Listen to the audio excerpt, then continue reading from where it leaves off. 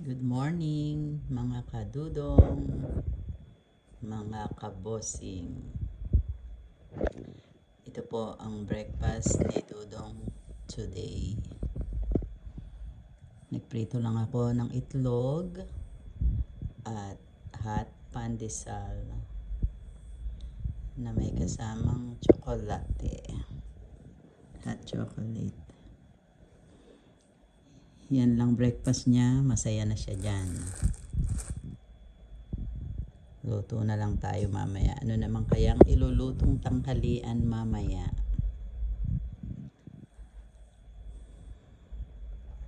Dudong, kain ka na, Dudong. Itlog at pandesal. Lagyan mo na lang ng ketchup ang itlog.